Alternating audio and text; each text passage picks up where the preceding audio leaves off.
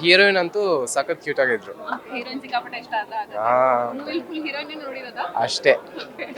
Action sequence ಎಲ್ಲ ಯಾವ ತರ ಇದೆ? ಚೆನ್ನಾಗಿತ್ತು, ನೈಸ್, ಸರ್ಪ್ರೈಸಿಂಗ್. ಹುಡುಗಿಯಿಂದ ಆ ಕಡೆ ಬಂದ ಆಕ್ಷನ್ ಸೀಕ್ವೆನ್ಸ್ ನೋಡಿದಿರಾ ಅಂತ? ಮೋಸ್ಟ್ಲಿ ಹುಡುಗಿನೇ ನೋಡಿತ್ತು ಅಷ್ಟೇ.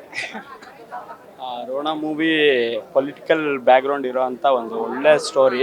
ಹಾಗೆ ಫೈಟ್ಸು, ನಮ್ಮ ಹೀರೋ ಡೈರೆಕ್ಷನ್ ಆಗಲಿ, ಸತೀಶ್ ಅವರು ಡೈರೆಕ್ಷನ್ ತುಂಬ ಚೆನ್ನಾಗಿ ಮಾಡಿದ್ದಾರೆ. ಹಾಗೆ ನಮ್ಮ ರಘು ಅವರು ತುಂಬ ಅದ್ಭುತವಾಗಿ ಅಭಿನಯಿಸಿದ್ದಾರೆ. ಫಸ್ಟ್ ಸಿನಿಮಾ ಅಂತ ಅನ್ಸೋದೇ ಇಲ್ಲ.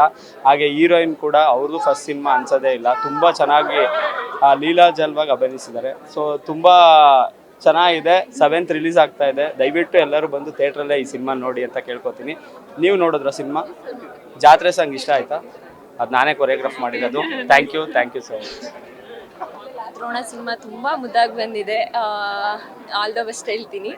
ಸೊ ನಮ್ಮ ಪ್ರಕೃತಿ ಮ್ಯಾಮು, ನಾನು ತುಂಬ ಅಂದರೆ ಮ್ಯಾಮ್ ಅನ್ನೋದಕ್ಕೂ, ನಾನು ಇಲ್ಲಿ ಮುಂದೆ ನೋಡ್ತಿರೋದಕ್ಕೂ ಅವ್ರ ಜೊತೆ ವರ್ಕ್ ಮಾಡಿದ್ದಕ್ಕೂ ತುಂಬ ಒಂಥರ ಹೆಮ್ಮೆ ಫೀಲ್ ಆಗ್ತಿದೆ. ನಾನು ಅವ್ರ ಜೊತೆ ಎಲ್ಲ ವರ್ಕ್ ಮಾಡ್ತಿದ್ದೀನಿ ಅಂತ.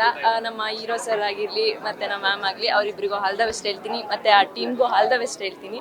ತುಂಬ ಅಂದರೆ ತುಂಬ ಮುದ್ದಾಗಿ ಬಂದಿದೆ. ಸೊ ಆಲ್ ದ ಬೆಸ್ಟ್ ಹೇಳ್ತೀನಿ ದ್ರೋಣ ಟೀಮ್ಗೆ. Thank you.